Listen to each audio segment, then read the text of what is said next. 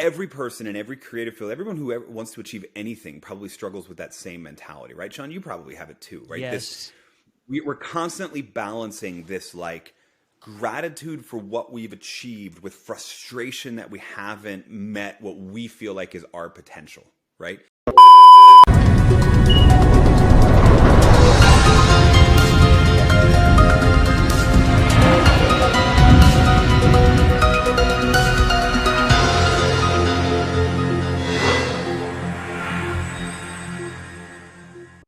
Welcome back to another episode of the Making Magic podcast. I'm Sean Jay, your host, and I'm a professional magician, speaker, and 3D designer. And this is all about inspiring conversations with the movers, the shakers, the visionaries, and the makers, the wizards behind the curtain that make the magic for you.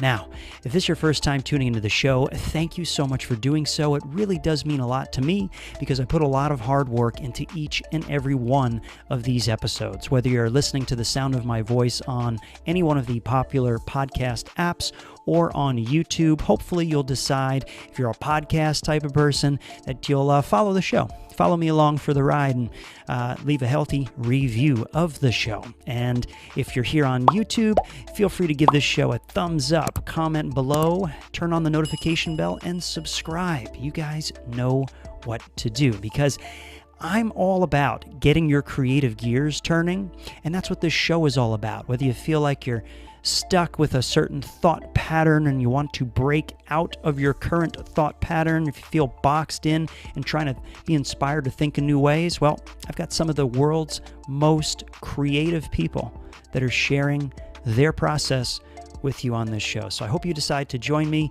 on the journey, and I'll be releasing episodes like every week now, so I hope you guys are enjoying this stuff. So with all that being said, let's learn a little bit more about our next guest.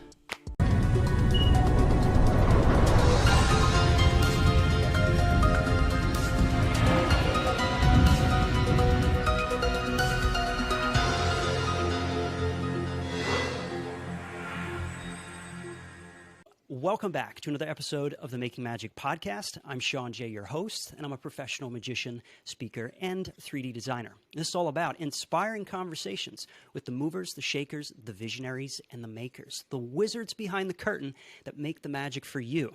So this is a special live stream episode. Thank you to all that are tuning in.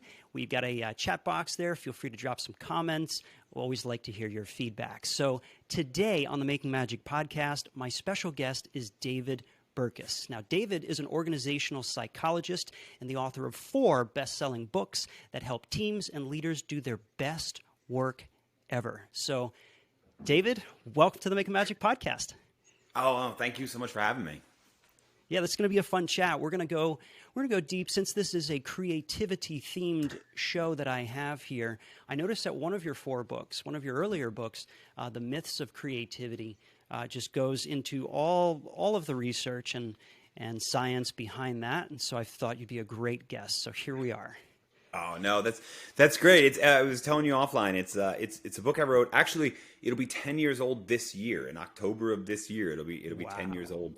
And it's sort of your firstborn, so you always love it. But the changes in the world and the landscape of organizations and teams have caused me to have to talk about a lot of other stuff recently. So I always love like, hey, let's come back and talk about that first thing you did, which would be awesome. And there's some things to update between then and now, right? There's been 10 years more research into how all of this works. So yeah.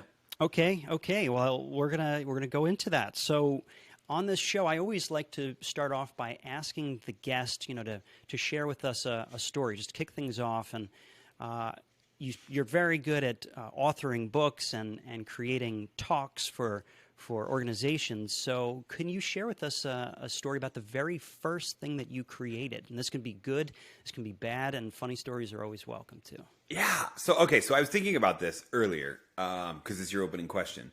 And I'm sure when I was like 3, I created some terrible Play-Doh version of a truck that was just awful, right? I'm sure, but I don't have any memory of that. I don't remember any of that. So what the question actually triggered in my mind, at least memory-wise, is when I was, I don't even know how old, when I was probably 7, maybe 8 years old. My dad worked for Digital Computer. So we actually had in our house one of the first like personal computers ever. Like black screen, green, everything was green, right? Ran on early precursor to MS-DOS, right? And the idea was basically like they gave it to him so he could play with it and understand this thing that he had to sell. And my brother and sister, I remember, used it to make like I'm dating myself here, but you could use like the slashes and the hash marks to make like Christmas trees or other cool creative designs. Yeah. I didn't do that. For some reason, I wanted to make a book, but I had no inspiration to sort of write a novel or anything like that. So I actually typed a book that I had. In fact, I remember this. It was a children's book about Native American pottery, and I typed the entire thing on this. It was sort of like I've heard Hunter S. Thompson always used a typewriter to type out all of The Great Gatsby because he wanted to. Not me, Native American pottery apparently. But wanted to see what it would look like to like print up and then bind that whole thing, right? And so when I tell people like I always wanted to be a writer, that's what I mean. No concept of plagiarism at the time, which is exactly what it was in essence.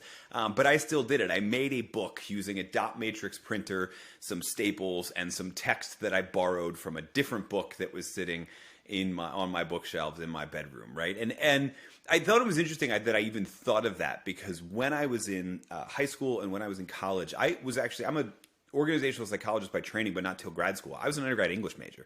I went to college to study English and creative writing, thinking I was going to write fiction, and I ended up writing nothing but nonfiction. Thankfully, I don't plagiarize like I did when I was 6, but got my start in nonfiction and then flirted with fiction and came back, I guess. Interesting. Okay. And by the way, I've never told that story on a podcast ever. So, well, you guys have heard it here first and only here. All the other ones that talk about it, they're copying my show. This is yeah, exclusive. See? Yeah, if it ever comes up again, but yeah. Yeah. I told him I wanted the exclusive, and he's bringing the heat already, folks. And that book took about 2 years to print on the first printer? Or oh yeah, no, I mean I spent because you could save documents, right?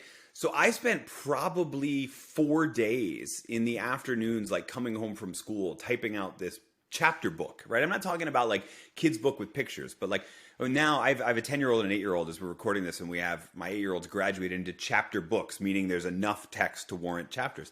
I probably spent 4 days typing out this 2 or 3 chapter children's book about this whole thing. And then, yeah, probably an equal amount of time printing it all out. Especially, I had to do it in that narrow window between when I was home from school and before Dad got home from work. Because I think if he found out I was wasting printer ink and dot matrix paper and all that sort of stuff, he would have been quite mad. But yeah. Yeah, no, I was just thinking like from the limitations of technology with everything being so slow motion. Oh yeah. It was awful, right? But also fascinating, right? And I to some extent, I stayed fascinating with the publishing side entirely, right? And also using software to sort of improve that. I mean, fast forward into high school, I was that sort of nerd that did like newspaper editor, literary magazine editor, et cetera, anything regarding words and writing. But I was also the one figuring out like, hey, if we flip to this piece of software, we could actually lay out a newspaper online, like on a computer, and then print it out instead of the way they all used to that we inherited. I was the one that actually figured out how to saddle staple the literary magazine so it actually looked like a folded book, right? Like I always sort of played around with those little hacks. So yeah. So you were an author in the making at that time, and did you find I guess. that I mean, it was came back and influenced you in any way, or subconsciously, or? I don't know. You faded to be, who knows? I mean, the thing is, we all have selective memory too, right? Like, so I played basketball for 2 years as like pee-wee basketball and whatever. And if I turned into a basketball, which I'm too short to do, if I turned into an NBA basketball player, I'd be telling you that story instead, right? So I think there's that. I think the other thing is that we, and we could talk about this in the context of creativity in general. We tend to flourish in the areas we actually get support. So for me, it was like, here's this initial interest and skill, but then I also was introduced to it. Like I had a dad who worked for Digital Computer at a time where most people didn't have a computer. I had like English teachers and the faculty advisor for the newspaper and all that sort of stuff that were supportive in me doing all of these sort of crazy things. So I had some level of space. Like when we look at at any what we traditionally call a creative field, right? So English, but also music and drama, magic, etc. Usually you find in the story of people that survived growing that creative muscle, usually find supportive people, whereas all of the people who say, oh, I'm just not creative, right? Usually what you find is they lacked that. They had a bunch of early on, let's say late elementary, middle school, high school, they had a bunch of teachers that just said, no, your job is to sit down, regurgitate the right answer, follow the order of operations I taught you to do this math thing, right? And give that information back to me. And that kills creativity because it lets that muscle atrophy. So probably even more so than like this idea that, oh, this was, in the blood or whatever, or was early on interest in me, is the fact that what we get support on such an early age turns out to be the muscles that we end up growing throughout all of our life. I definitely can agree with you on especially that last statement, because I got my start in what I do very young. I was 12 years old, and I'm very grateful to have had that early support. It was actually my mother that supported me wholeheartedly. And I don't know where the heck I would be without that support, because we certainly didn't have the money or the luxurious fancy things. It was literally just total bootstrapping. We're going to try this. We're going to do this. We're going to make this work. And support, I think, is a form of currency as well. Can't buy that. Yeah. Oh, totally. And yours was probably at a time too, like not to date you, but at a time where you couldn't just like look up on YouTube all sorts of different close-up magic tricks and then how they revealed it. You had to like order it from the back of Boys Life magazine, and in order to do any of that sort of stuff. Yeah. So, boy, Boys Life magazine, that's a reference. I am dating myself again. Yeah.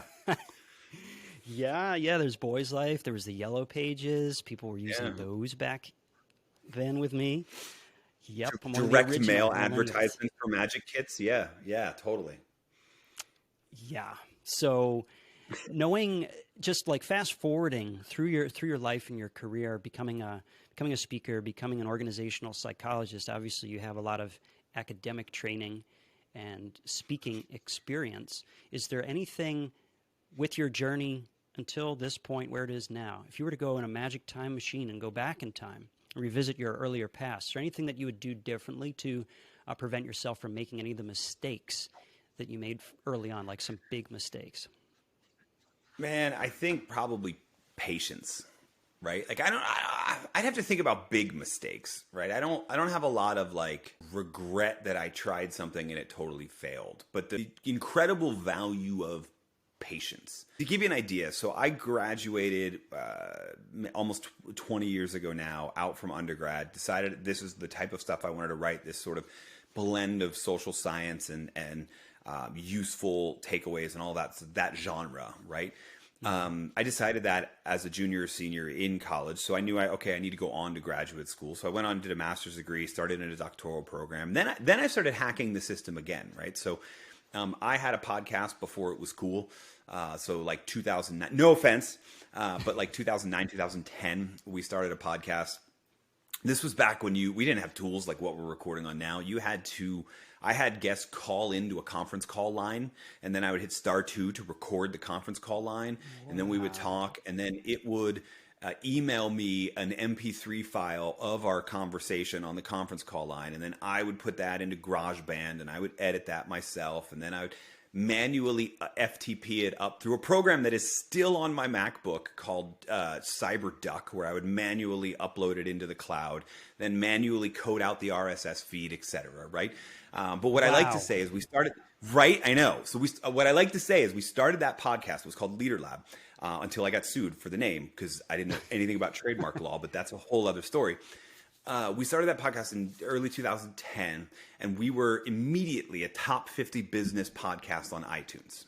We were the 47th podcast ever about business to be uploaded to iTunes. Like, that's why. It had nothing to do with the actual rank. But I still love to claim that top 50 title. And it took 3 years of doing that before that turned in, and building an audience and writing on a variety of different platforms before that turned into a book deal, and a very small book deal at that. And then, for the first probably decade of my career, I consistently compared myself to the wrong people, right? To people who were actually 20 years ahead of me. And what I should have been doing is compared myself to the people who were doing it, now, et cetera. And so, And I think every person in every creative field, everyone who ever wants to achieve anything probably struggles with that same mentality, right? Sean, you probably have it too, right? Yes. We're constantly balancing this like gratitude for what we've achieved with frustration that we haven't met what we feel like is our potential, right? And in that moment, I think that's where patience would have been really, really helpful. Where more of that kind of strategic patience of like, no, actually, I'm on the same path all of these people I look up to are. I'm just making the mistake of comparing my third year to their 17th year, right? Yeah, it's like automatic setup for failure. You just can't compare. It's impossible. Yeah. Yeah, exactly. So, wow. Okay. So, just understand the value of patience. We went deep fast. Sorry about that. No, that's how I go. I go from zero to deep like that. That's the whole point of this show. Now, and this is good. This is good. This is not about what kind of pancakes we had for breakfast. I want people to like get some value out of this conversation. So, you again, you're writing these things. I see you have an active newsletter on LinkedIn. Could you share with us something that you have created currently, something recent, like one of your favorite creations? Yeah, it's one not a lot of people know about. In fact, I can tell you almost exactly how many people know about it, 743. I know because that's the number of people who purchased my totally botched project with Audible that we did in 2020. Okay. But it was one of my favorite things to write. So I'll give you the story, right? So the way it works in publishing is in nonfiction publishing, if you want to be traditionally published, and there's better people to interview if you ever want to do a difference between the three different publishing options. But what I was doing at the time is you write a proposal, you and an agent shop that around to various publishing houses. It's almost like a business plan, and your publisher is your investor, right? So you shop that around. A publishing company, we say, buys it, right? And then you have a deal, and then you go off and write the rest of the book. You haven't actually written the book yet. You go off and write the rest of the book, et cetera. So after I got done with the book, with Friend of a Friend, which is a book about networks and connections and how all of those things influence us so much, I had this idea for another project about how we feel a sense of purpose and mission. And I wrote up a proposal, and my editor at the publishing house that I was obligated to shop it to first wasn't interested. So then I was like, okay, well, let's shop it around to other people. They weren't all that interested. And so my agent was like, what do you want to do? And I was like, I don't know. I was like, do you want to write a different proposal? No. And so I said, you know what, actually just like give me the summer to think about this and then we'll come back. And I ended up writing the whole thing over the summer. And what I realized that I probably didn't know, but my editor probably knew, was that it was only actually about 20,000 words. 20,000 words is not a book. I mean, it'd be like Who Moved My Cheese length of a book. It's not a very long book, which it makes sense why a traditional publisher wouldn't be interested in it. But once I had it finished, we started thinking about what other formats we could do it in, and we did it. We pitched it to Audible, and Audible bought it. And so we did it as this sort of original piece that's only available on Audible. I was always super excited about it because I had to think not just about writing, but about recording. It was like going back to the old school podcast days with way better equipment than a conference call line. And so we pitched it to Audible. And the reason I say it bombed 743 bought it is we launched it February 28th, 2020. And I don't know if you remember, but about 2 weeks later, the world ended. So we had great sales and then nobody cared, right? And you could not get any attention about this idea for forever, right? It really didn't matter. And what the world needed from me wasn't that. It was work on remote teams and some revisiting some ideas I had played around with in a book I wrote called Under New Management. So I had to kind of abandon even promoting the project. And so to date, like less than 1,000 people have purchased that because you can only get it on Audible. It's exclusive to them, and less than 1,000 people have purchased it. But it's still one of my favorite things I ever created because it was like, I don't know what this thing is. Let me just start. And let me see where it all goes. And I've never actually done that before. I'd always written this long proposal about here's what this thing's going to be first before I wrote it. Instead, I did it a little bit differently this time, and it turned into something totally different than what I thought it was going to be. Wow. Yeah, that's proof that the magic of timing is everything. In that case, purely due to timing. Yeah. And it ended up being a blessing in disguise, even the timing on it. I have reused some of the research and concepts in a book that I'm writing now, but it's always sort of funny because Like your Kevin Kelly 1,000 True fans will actually send me messages about like, hey, why do you always say you're the author of 4 books? I've read 4 of your books, and I'm always like, well, I don't know how to count this thing that we did. I really don't. Yeah. 3.5 books. Yeah, right. 4.5. Yeah, whatever. Yeah, exactly. Something like that. Yeah. Published works, published copyrighted works. It all counts. Yeah. But you can learn from everything, as you said, and it's informing the decisions, and you're able to pull material from that to this day. So, on that note, your creativity book, the myths about creativity, there was something that kind of caught my eye just when describing creativity and the process, how it comes and how it goes. And sometimes it comes easier, and sometimes it's just impossible to grasp. It's like climbing a greased pole. So just might as well ask you, in your words, how do you explain how creativity can come in one moment, like instantly, and then just be completely void in the next moment and just feel like you're drawing a blank? Yeah, so I don't believe in writer's block. And insert whatever other creative field you would have there. Musician's block, songwriter's block, magician's block, whatever you want to call it. I don't believe in writer's block. What I believe in is a lack of adequate preparation, right? So fundamentally, from a pure psychology standpoint, when people say like, I'm drawing a blank, I have no ideas, et cetera, what it actually means is you're not ready to get into what in psychology is called, we would call it like the idea generation phase. But the phrase where you're not ready for what we would call divergent thinking, coming up with lots of different ideas around a topic. That's usually the first stage of a creative endeavor. And that's when we feel in the moment. That's when we feel like, oh my gosh, it's all flowing, et cetera. We know that divergent thinking only comes from sort of preparation. Do you understand the question or the challenge that you're trying to come up with these solutions in? Do you understand the constraints that you have to work in? If you have that level of preparation, I mean, I write nonfiction, so there's a lot of research about the stories I'm going to feature, the research I'm going to write about, et cetera. But even in fiction, have you actually mapped out where this story is going? Have you done the work of sketching out avatars of various different characters, right? Same thing in music or anything. Have you done the preparation work? And then if you have, divergent thinking is easy. If you haven't, then you get stuck there, right? Because it turns out that like a blank page is a terrifying thing. A blank canvas, dead air in a record, all of that is a terrifying thing because it can be so many things that we don't know where to start. But if we've done the research, then we know where to start, and that kicks off that process. I see. Gives you a good starting point. Got it. Just because you're drawing from a collection of ideas based on your research, and then something will ping in your mind. Exactly. Based on that, yeah. And this is just something that popped into my head. What's your opinion on one of the things that really fascinates me is the concept of a vacuum. And that nature doesn't like a vacuum. And almost like the Lao Tzu, the philosopher, had a quote about, it's not the wheel that's useful, it's the space in between the spokes of the wheel. I'm paraphrasing. But, it's like, so starting with a blank, that's another way of thinking about it. The preparation, for sure, I agree, like preparation for a keynote, if you're unprepared, it's going to be absolutely terrifying. Or for any kind of thing. But then when something is just blank, sometimes like you have a notebook filled with ideas, and maybe that can get confusing. So maybe I'm just missing the part that you were saying about divergent, maybe funneling and filtering those ideas so you can have a better starting point rather than be so disorganized.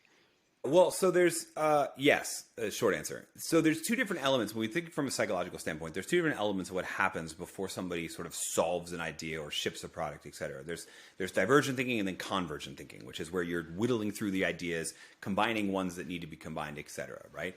And I think that the challenge is that when you have a totally blank slate, right?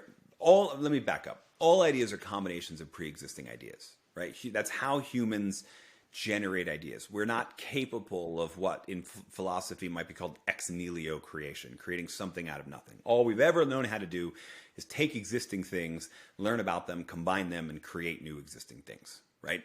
Which is great. You can send people to the moon just by combining different ideas. So what I mean when I say lack of preparation, right, is if you're running out of ideas, you're really running out of things to combine it with, right? Really out of new combinations to make. And you, I mean, you see this in music as well. People usually don't start off with like, I'm going to do nothing. What they start off with is I'm going to write this type of song. And then they start thinking through, in music, you call them influences, right? But they're really just raw material you've copied and you've blended. And you eventually you come into sort of your voice, right? Writing, it's the same way.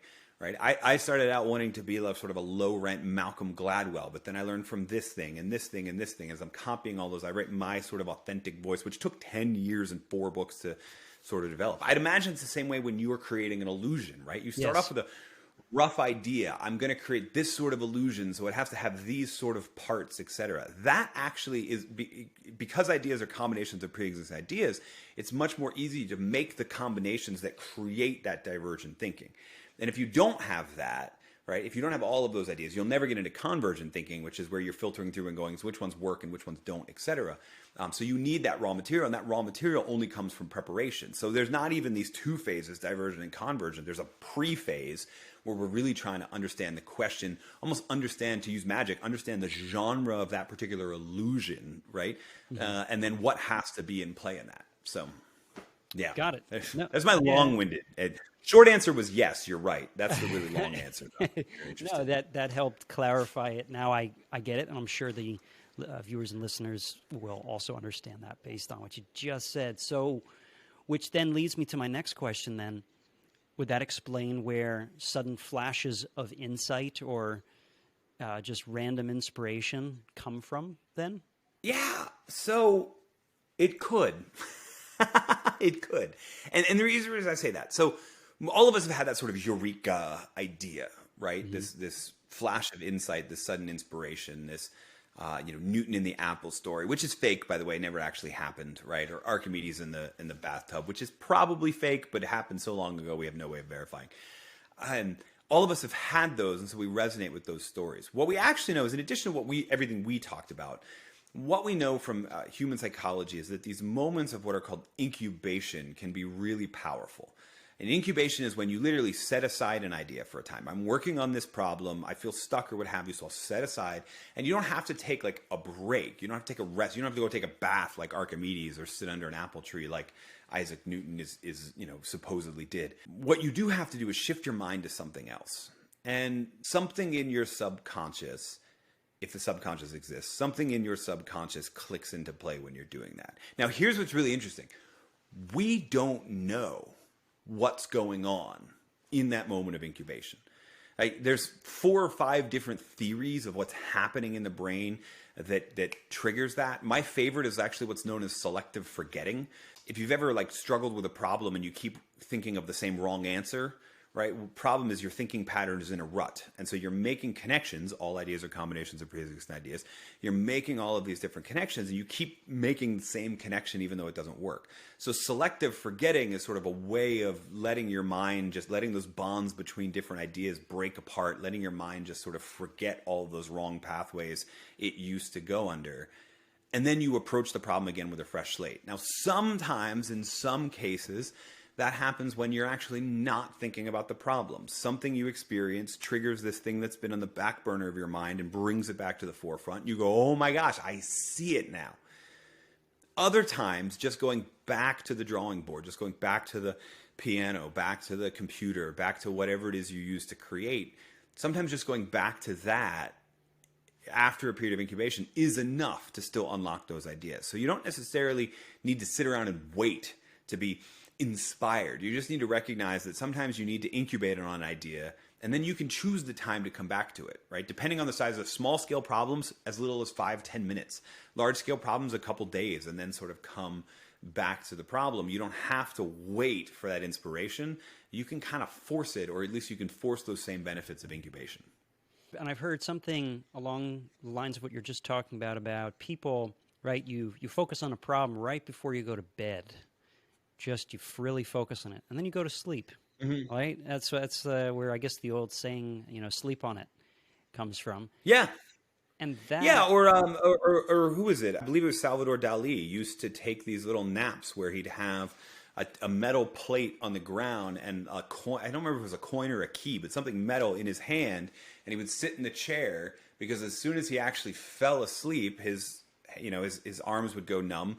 And he'd lose control over what he was holding, and then it would fall straight down to the key, wake him up, and then boom, he would be like, okay, what was I thinking about, right? It's all a way of sort of, I mean, it seems a little extreme to me. I've never actually done that, I'll be honest. But it's all a great way of selectively forgetting, letting everything kind of whatever happens there happen, and then come back to it. For me, what I usually do is deliberately, like, when I write an article or when I'm working on a book, etc., there's a deliberate period of time between writing it and editing it, right? Sometimes if it's an article, it might be a day. If it's a chapter in a book, I'll wait a whole week before I'll go back to it, right? And then this is totally side detail. I'll always read it out loud so I can hear myself sort of saying it. There's a moment there where I'm trying to forget what's there. I think the reason I read it out loud is that we often read text in what we anticipate instead of what's actually written on the paper. And I want to know, what did I actually write on the paper? And then after I read it, I'm like, no, actually, that's not the best way to phrase what I was thinking about in the moment, right? I want that moment of incubation before I go back to the problem so that I can make it better.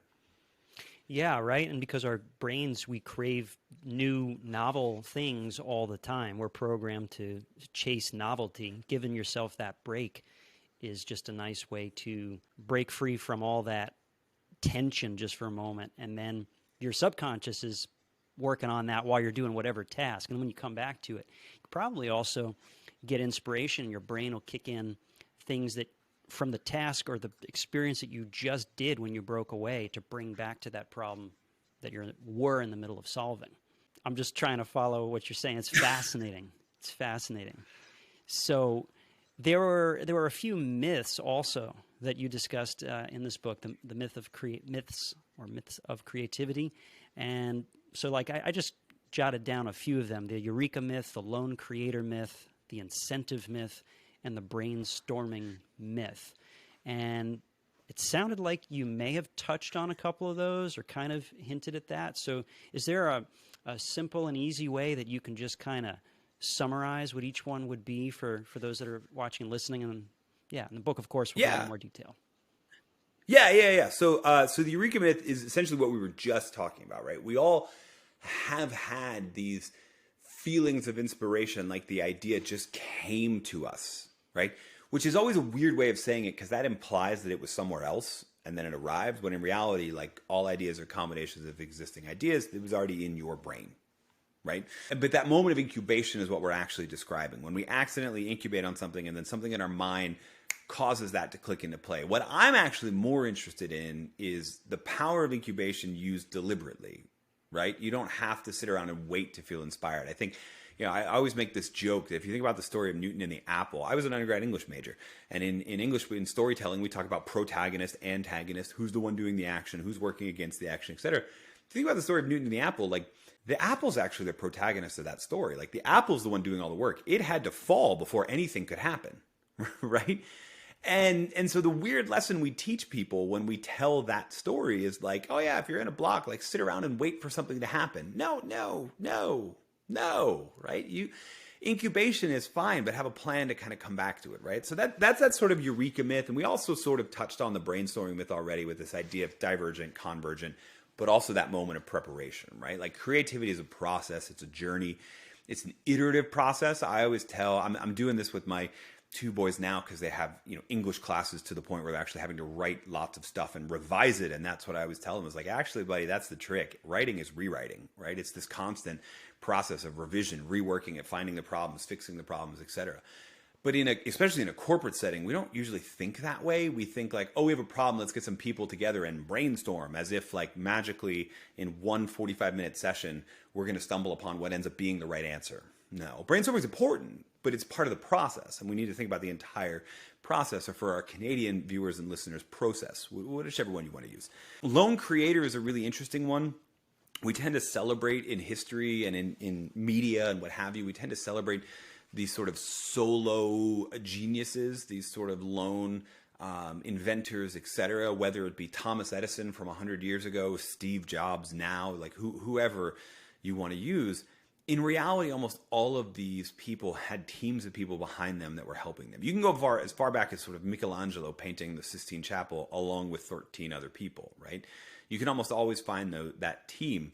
And I get it. Like, the story's more interesting if it's one person against the world, but there's a detriment to telling people that story because it's not true, but it also sends this message that, you know, the Steve Jobs, the Sarah Blakeleys, right? These genius sort of people who come up with billion-dollar ideas are up here and we're here. I always need help solving my problems. Well, so did they, right? And so in reality, we're on that level playing field, right? Now, like we talked about earlier, they may have had more supportive environments or whatever, but the point is, like, the ideas didn't necessarily come from them. And so if you feel like you need a team of people, if you feel like you need help, you often feel like you're failing. You're not failing. You're doing the exact same thing they all did, right? So that's the lone creator myth. The incentive myth is a really interesting one that really applies mostly to sort of businesses, et cetera. And that's that you really can't incentivize creativity. I'd be curious actually to get your take on this. A lot of the research from this comes from looking at artists and musicians and other people who dabble between their own work and commissioned work, meaning someone hired them to paint a painting or write a song versus they were just sort of playing around of their own interest. And you almost consistently find when you blind out, meaning you remove any information about two different works and then you present those two works to a rater, an art critic or a music critic, etc., almost consistently the ones that were non-commissioned score higher in terms of creativity, right? That when you give people, and I need you to do this, and here's what good looks like, and whatever, either something about the pressure of not making the person paying them happy or something about this, something about it makes it not as worthwhile. And so the reason this becomes a myth is in a business context, we often try and put performance bonuses and all this other stuff in play that really aren't the reason people did it to begin with. They did it because they love playing around in that field. I'm actually really curious on this because I know you and your story, right? You're a magician, but you also work for others to create illusions. What do you think? Are you more proud of the individual work that you come up with, the ones you keep close to the chest, or the ones you've come up with commissioned? I definitely the ones that I came up with. I'm proud of both, but it's just, it seems to be like the biggest hurdle is overaccomplished when you're just sitting there. In my case, sitting there right here, actually, you know, the soldering iron and all these things. And I'm just like, this is the intended result. How the heck am I going to get there? You know, maybe talk to some friends, maybe, and then just sit there and just write my ideas, do this preparation before the brainstorm. And then, yeah, so I mean, I have created something for my presentations that I give, and it uses custom electronics and all of these things. And I didn't create it for anybody else, I created it for myself. So I'm very proud of that. At the same time, not going to negate the work that I have been doing with perhaps the most creative mind in close-up magic. Feel very grateful to be a part of the team. So that's my take on it. Yeah.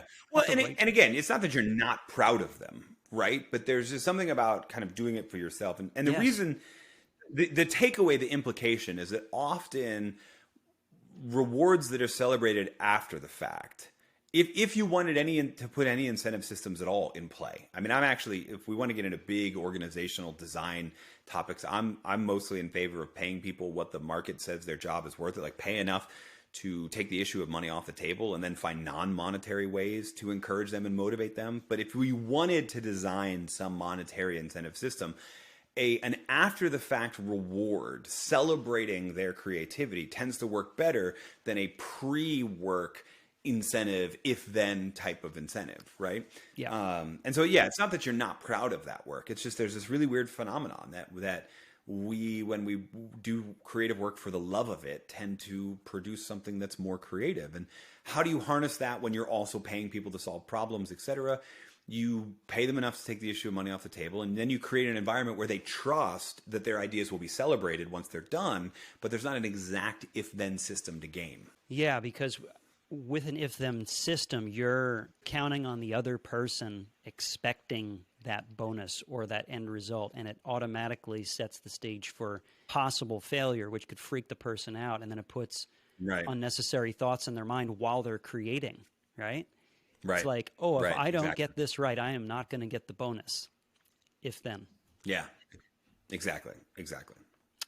Nice. I agree with that. That's pretty straightforward. So you had mentioned a book or a smaller publication, and you said it was like due to timing, it kind of crashed and burned per se. In your opinion, I mean, I wouldn't say so. I would say considering what was going on in the world, that it's better to have something than sell nothing. Would you consider then, because I talk to lots of smart people and successful people, and we always see the highlight reel, we always see the social media, and that's just always the best parts, but we very rarely see the fails. So would you consider that publication, man, if that's your biggest fail, then I would say you're a really lucky guy. Or maybe is there something else that just kind of blew up in your face? Or I don't know that that's my biggest fail.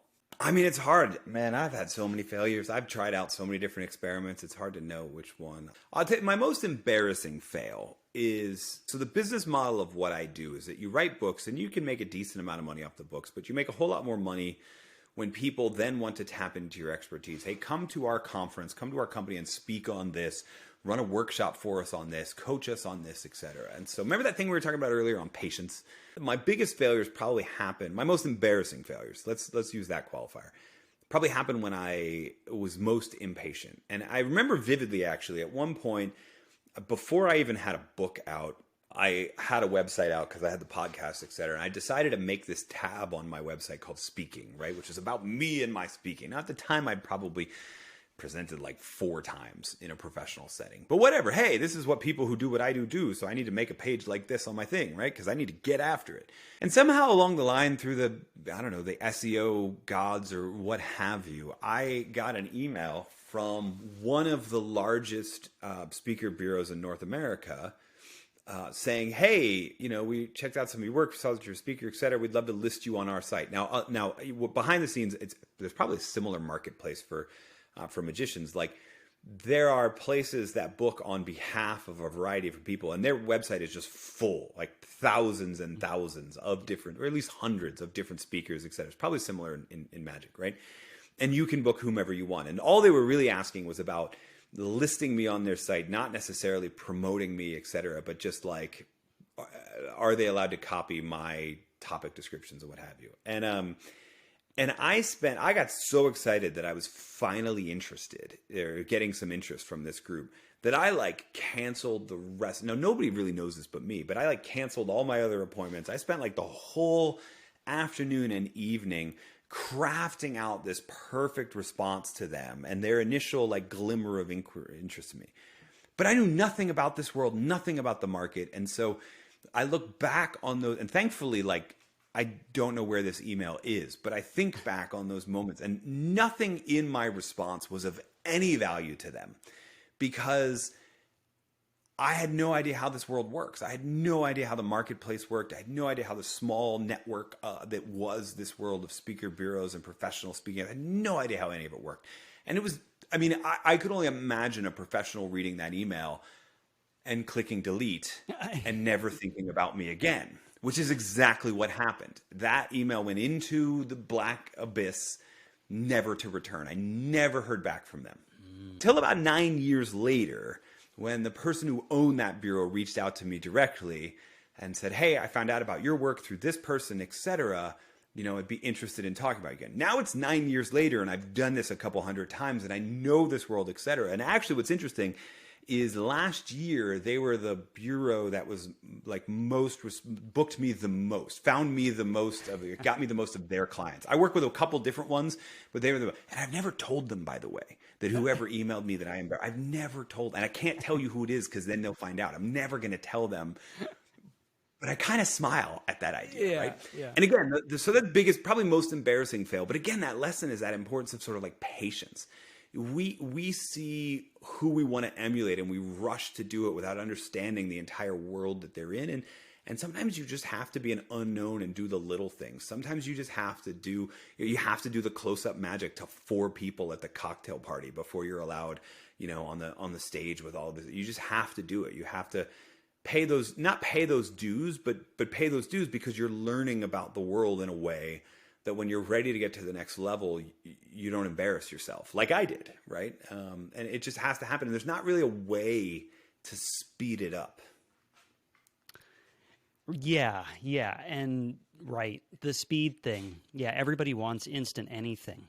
And we all need to just neutralize those expectations for a minute and just like Yeah. separate ourselves from the ego for a second and be like, okay, what am I really offering? Where am I really along my journey here? Where I think I am or where I really am? Right. And where would somebody who really knows the whole industry, right? Where would they place me? Because acting like you're further along in your development journey than you are to someone who is further along is the surefirest way to look like an amateur, right? Is to think you're a bigger deal than you really are. And that's a big problem. I mean, I actually even have this conversation now. Like, I probably underprice myself when it comes to speaking and consulting and all of that sort of stuff. And it's because I'm like, I don't want people to think I'm a bigger deal than I would much rather have them be like, oh my gosh, that was amazing. I wasn't expecting as much as you delivered, than have them be like, well, that guy thinks a lot of himself and he wasn't really worth it, right? So, but I learned that lesson the hard way, to be totally honest. No, I think that's, I mean, eventually people should raise their prices if they're delivering the value and the market will bear it. But I think it is definitely a better position to be in rather than disappointing someone, because certainly the higher the price, the greater the expectations that the client will most likely have. Oh, we're paying X amount for this guy, he better be, or girl, he better be good. So, yeah. Set the bar low and then over deliver, blow them out the water, and that is most likely big part of the reason why you've had the success that you've had in the industry. You're constantly over delivering on your value. No, well, thanks. Hopefully over delivering. Yeah, for sure. That's the goal, at least. Yeah, it comes through in when we're having the discussion. This is something you're very passionate about. So what about if there has ever been something that you were working on, maybe a publication, a talk, a workshop, and this was something that just was born out of an accident, like you were tinkering with an idea, and then it turned out to be totally amazing, and then it just stuck with you. So performers, you don't have to be a performer. Anyone who does repetitive anything, right? We have our process, and then there's times where, for instance, if we're writing something with a pen and we write something and our hand slips and it writes this weird mark, and then you go, wait, actually that could be my logo or something. And then it's like, that's your logo, and it's a big part of who you are. Actually, I'll tell you what, let's finish the story, shall we? Okay. So where we last left our hero on the second biggest failure, he published an original with Audible just before the world ended, and less than 1,000 people have ever bought it. And that should have been the end, because I walked away from the publisher that I had a relationship with. I walked out into the ether. Nobody wanted this idea. I put it out into the world, and then it totally bombed. So who would take a bet on this person who failed? Even though there were external circumstances explaining the bomb, like who is willing to take a bet on this person? Well, what I didn't tell you is that publisher was also the publisher of a book I wrote in 2016 called Under New Management. And Under New Management, again, I'm an organizational psychologist by training. It wasn't about creativity, but it was actually an attempt to answer. It was the follow-up book to Myths of Creativity. And it was an attempt to answer, like, how do you design a work environment that is most conducive to creative and innovative people? And so I started looking at all of these different policies and procedures. And so we examined unlimited vacation. What is that all about? And what is it about?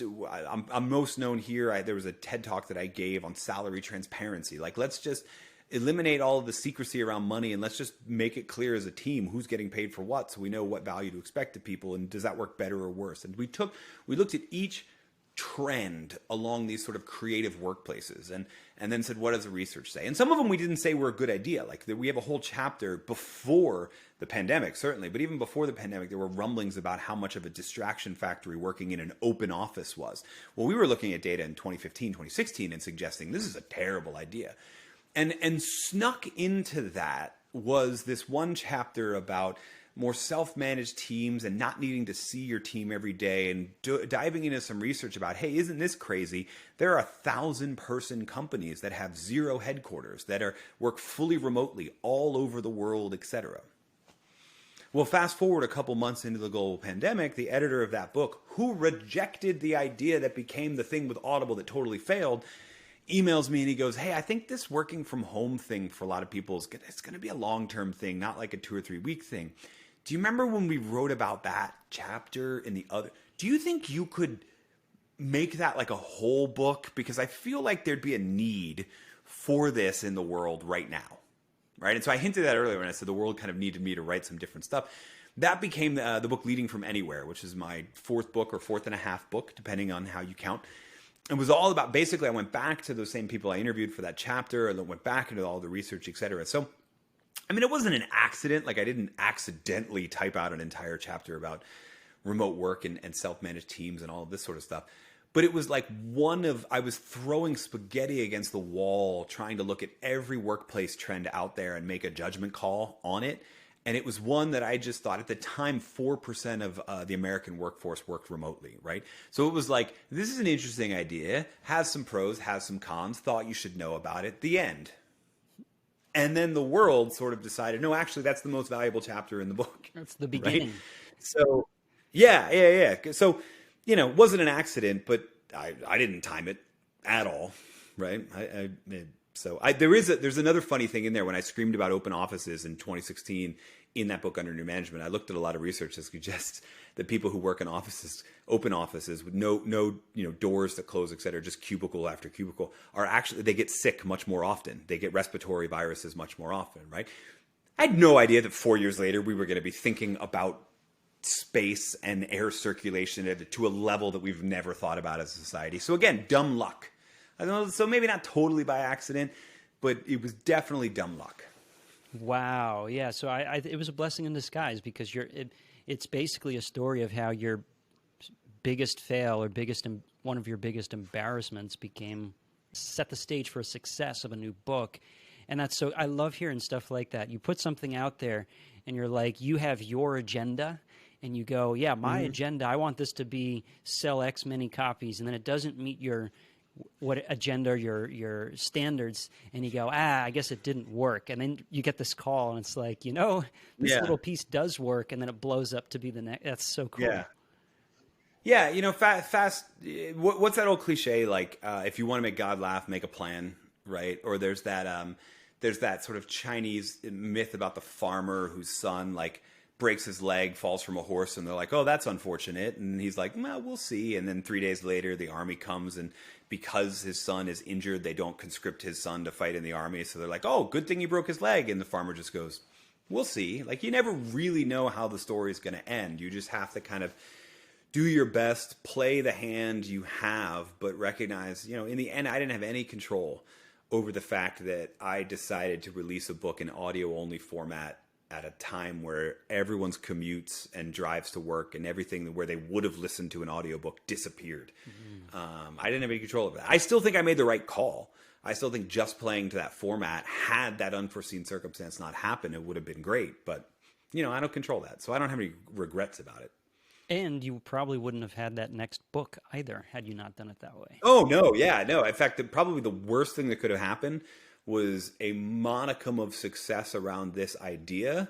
But I look back and I go, I don't actually see that as the idea that would have really scaled and really created the demand I needed in the marketplace and that sort of stuff. So, if I had had enough success that convinced me to stick with that idea, I'd still probably be trying to shove that idea on people.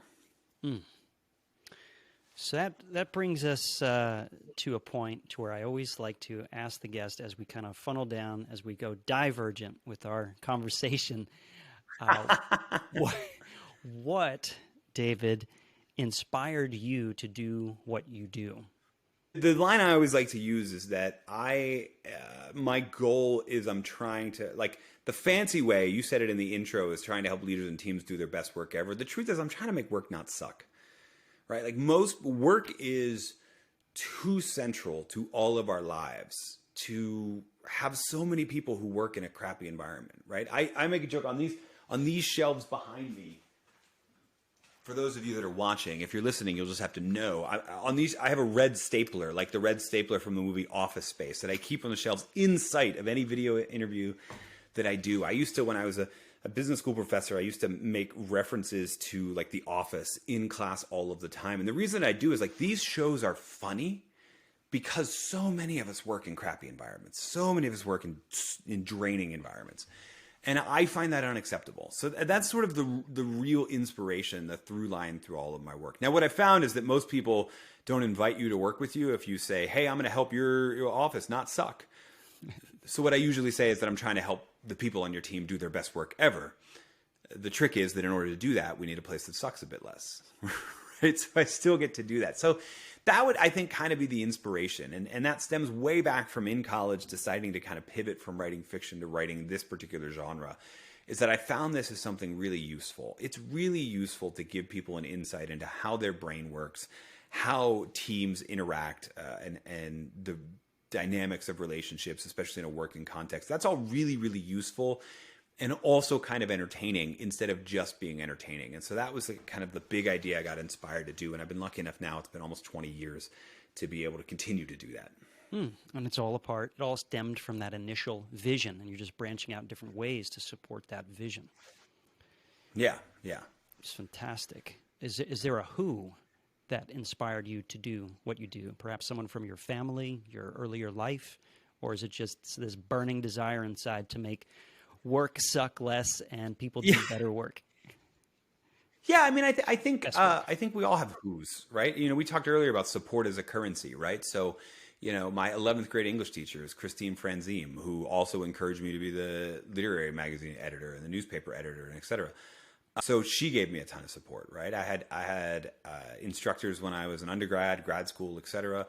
I have role model authors. So, you know, I joked earlier that like reading Gladwell was probably the thing that made me realize like, wow, you can use all of these tools of storytelling and be helpful. But then there's others. Daniel Pink and his level of blending of storytelling and prescriptions, do these things. Here's the key takeaways. Roger Martin is an intellectual hero of mine, right? So you have all of those. And then there's little smaller who's too. Like I don't know who I stole this from.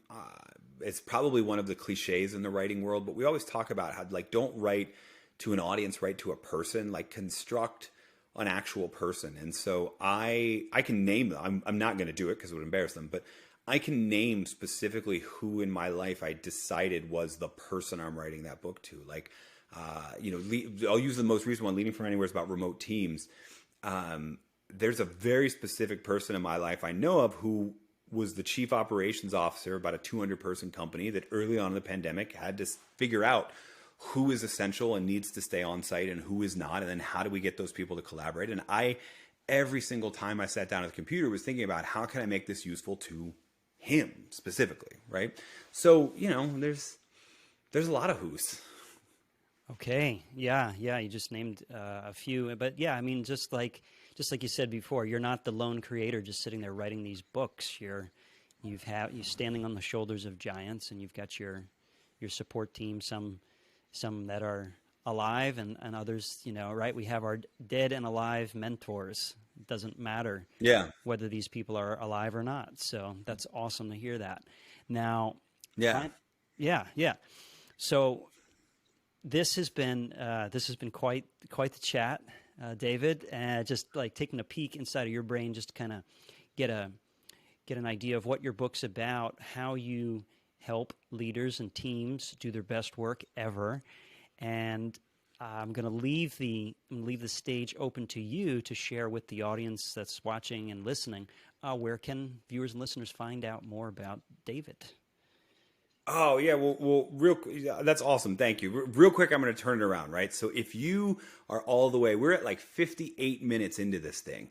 And if you're still here, you're part of a very special community. You're part of what I like to call Sean's end of the podcast club, right? And so I'm going to assume, right, that since you're part of the club, you've already liked and subscribed and left a review for Sean's thing. If you haven't, please do that before you do anything for me, because you're part of a very special end of the podcast club.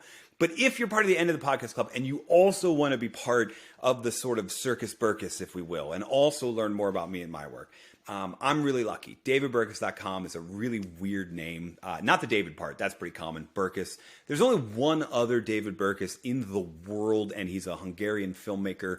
So if you type my name into Google, you're going to find me before you find him. If you switch him, by the way, and you type Burkus David, you'll find him. It's a cool trick that we established with each other.